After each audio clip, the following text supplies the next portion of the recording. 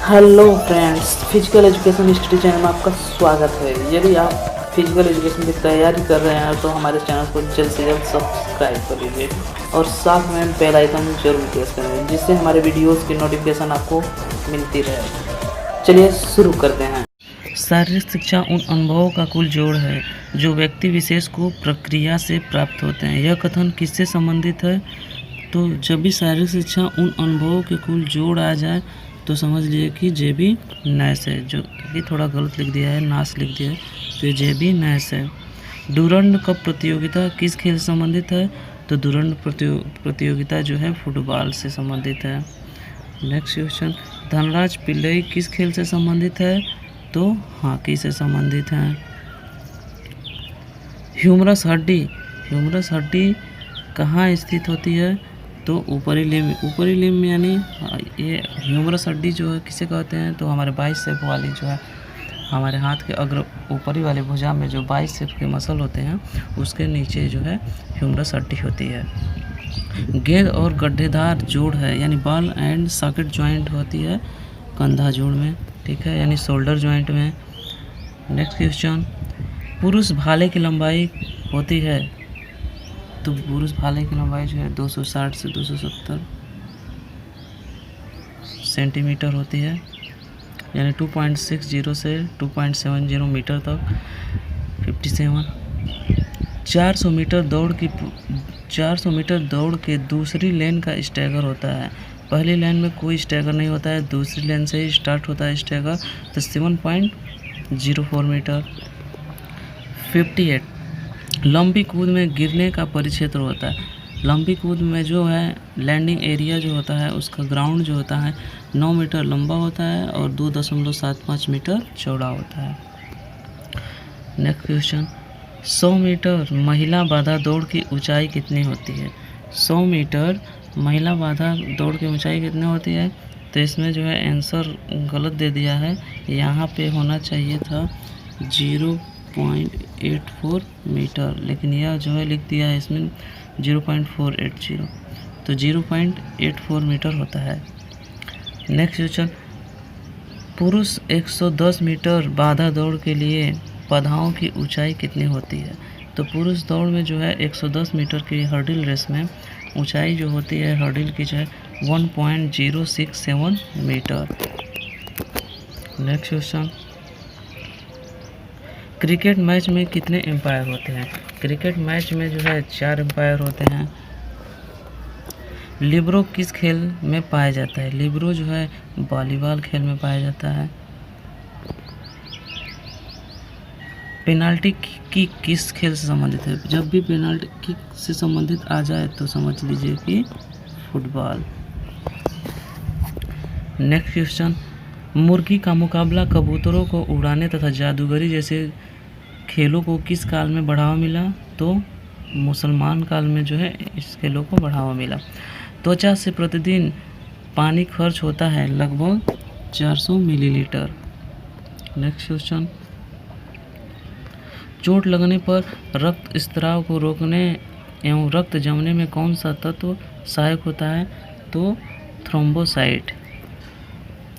किस खिलाड़ी ने ओलंपिक खेल में सर्वाधिक व्यक्तिगत स्वर्ण पदक जीतने का रिकॉर्ड स्थापित किया है? व्यक्तिगत यानी एक ही खिलाड़ी जो है सबसे ज़्यादा पदक कौन सा जीता है? तो माइकल फेल्प्स जो है स्विमिंग के खिलाड़ी हैं, ये सबसे ज़्यादा पदक जीते हैं, गोल्ड मेडल वो भी। निम्नलिखित में से कौन सा शब्द वृद्धि को व्यक्त करता है? तो वृद्धि को व्यक्त करता है मनोवैज्ञानिक क्षमता में परिवर्तन। पेनाल्टी थ्रो किस खेल से संबंधित है? तो पेनाल्टी थ्रो जो है हैंडबॉल वो वाटर पोलो से संबंधित है। मानव शरीर में फेशियल हड्डियों की संख्या होती है। फेशियल हड्डियां जो है हमारे चेहरे की हड्डियां जो है 14 होती हैं। हॉकी में पेनाल्टी कॉर्नर के बारे में कौन सा कथन सत्य है?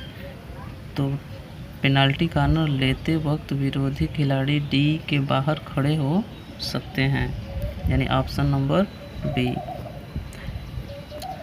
खेल उपकरण क्रय करते समय किन बातों का विशेष महत्व है? मतलब जब भी खेल का सामान जब हम खरीदते हैं तो कौन से बातों को ध्यान में रखना आवश्यक है।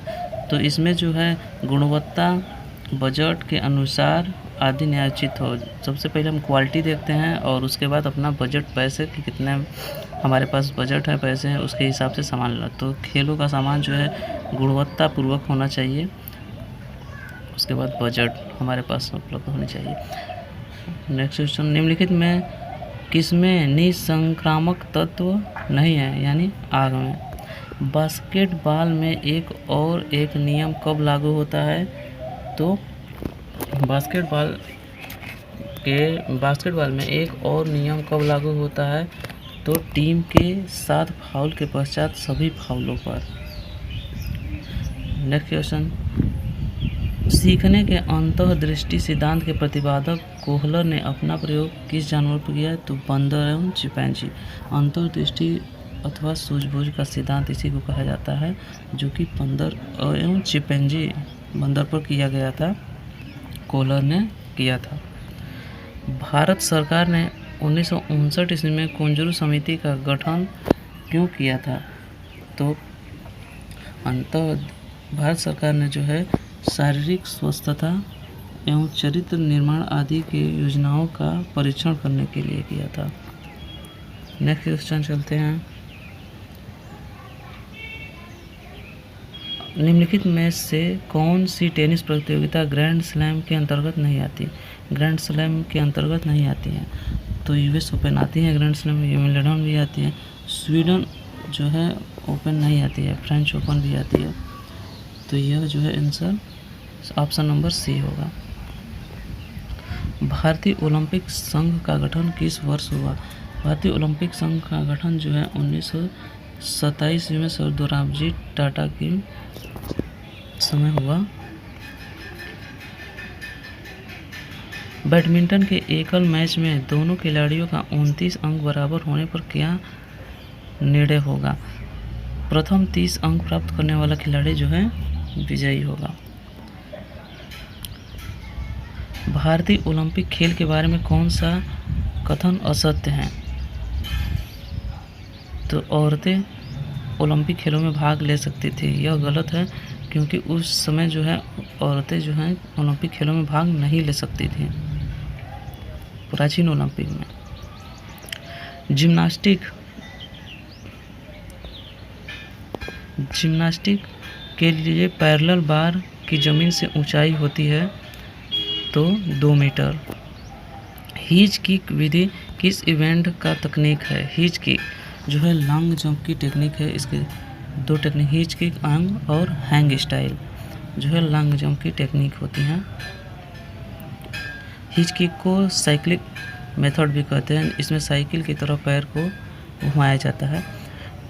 नेक्स्ट क्वेश्चन, मांसपेशियां संकोचन में जब मांसपेशी छोटी हो जाती है तो उसे कहते हैं, मांसपेशी जब छोटी हो जाती है तो उसे हम कहते हैं कंसेंट्रिक, और जब बड़ी हो जाती हैं तो उसे कहते हैं इसेंट्रिक। नेक्स्ट क्वेश्चन, लाल रक्त कणिकाओं में कौन सा तत्व ऑक्सीजन एवं कार्बन डाइऑक्साइड के वाहक का कार्य करते हैं।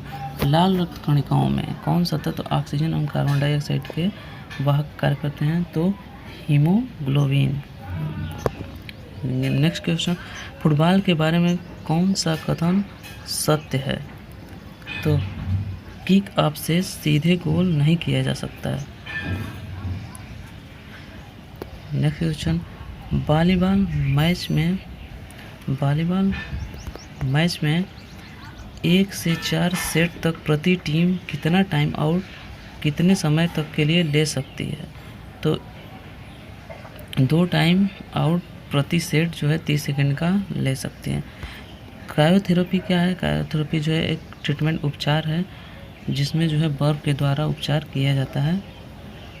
नेक्स्ट क्वेश्चन, कबड्डी मैच में बोनस अंक पाने के लिए आक्रामक के विपक्षी पाले में न्यूनतम खिलाड़ी कितने होने आवश्यक है। तो न्यूनतम खिलाड़ी जो हैं 6 होने चाहिए, तभी हमें बोनस अंक मिलेगा।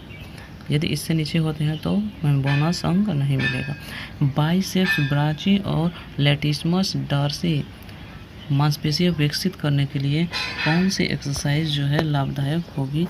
2 है सीट अप। नेक्स्ट क्वेश्चन चलते हैं, किस खिलाड़ी में कार्डियोवैस्कुलर फिटनेस सर्वाधिक होता है? तो कार्डियोवैस्कुलर जो फिटनेस है तैराक में सबसे अधिक होता है।